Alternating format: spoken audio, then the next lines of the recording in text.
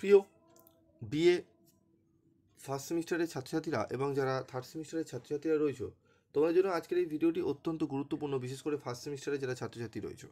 তোমাদের আজকে আমি বাংলা যে আইডিসি পেপার রয়েছে, বাংলা আইডিসি পেপারের একটি মডেল প্র্যাকটিস সেট নিয়ে আলোচনা করব। যে প্রশ্নগুলো এখানে রয়েছে, এই প্রশ্নগুলো কিন্তু ম্যাক্সিমাম কলেজেই আসার সম্ভাবনা রয়েছে।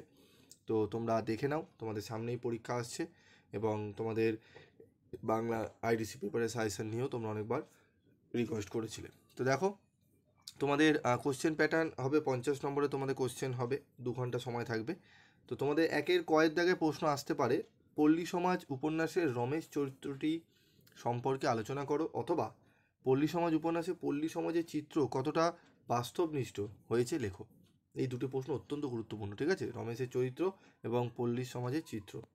তারপর রয়েছে স্ত্রীর পত্র গল্প অবলম্বনে মৃণাল চরিত্র সম্পর্কে আলোচনা করো, অথবা রেকর্ড গল্পের নামকরণের সার্থকতা আলোচনা করো। অত্যন্ত গুরুত্বপূর্ণ এই 4টি প্রশ্নই। নবান্ন নাটকের নামকরণের সার্থকতা আলোচনা করো, নবান্ন নাটকের নামকরণের সার্থকতা আলোচনা করো, অথবা নবান্ন নাটকের কাহিনী সংক্ষেপে বিবৃত করো। বেনি ঘোষাল অথবা বিশ্বেশ্বরী চরিত্রটি সম্পর্কে সংক্ষেপে আলোচনা করো। 5 নম্বরের প্রশ্ন হচ্ছে, দেখো, কয়েক আদাব গল্পের দুটি প্রধান চরিত্রের সংক্ষিপ্ত পরিচয় দাও, অথবা টোবা টেক সিং গল্পে দেশভাগের যন্ত্রণা কিভাবে ব্যক্ত হয়েছে লেখো। 6 কয়েক দাগে দেখো, প্রধান চরিত্রটি সম্পর্কে, ঠিক আছে, সংক্ষেপে আলোচনা করো, অথবা নবান্ন নাটকের পরিসমাপ্তিতে নবান্ন উৎসব কিভাবে পালিত হলো সংক্ষেপে লেখো। সংক্ষিপ্ত পূর্ণবাক্যে উত্তর দাও। 5 নম্বরে একটি প্রশ্ন, রমার ভাইয়ের নাম কি? চোর গল্পের কেন্দ্রে কোন গাছের কথা আছে? অন্তঃলীলা গল্পে লেখকদের আড্ডা কোথায় বসেছিল? স্ত্রীর পত্র গল্পে মৃণালের, ঠিক আছে, জায়ের বোনের নাম কি? 1 নম্বরে 5টি প্রশ্ন, সরি।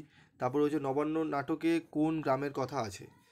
এখানে তোমাদের 1 নম্বরে 5টি প্রশ্ন আসে, ঠিক আছে। 5 নম্বরে তোমাদের দেখে নাও, 5 নম্বরে তোমাদের 3টি প্রশ্ন, 10 নম্বরে তোমাদের এখানে কিন্তু 3টি প্রশ্ন, ঠিক আছে। টোটাল 50 নম্বরে তোমাদের কিন্তু পরীক্ষা হবে। আমি তোমাদের একটি মডেল প্র্যাকটিস সেটের মাধ্যমে, একটি কোশ্চেন পেপারের মাধ্যমে তোমাদের বিষয়টি বুঝিয়ে দিলাম। আশা করি তোমরা বিষয়টি বুঝতে পারলে এই প্রশ্নগুলো ভালো করে করে যেও, ঠিক আছে। দেখবে অনেকটাই তোমরা কিন্তু উপকৃত হবে। আজকের মতো ভিডিওটি শেষ করছি।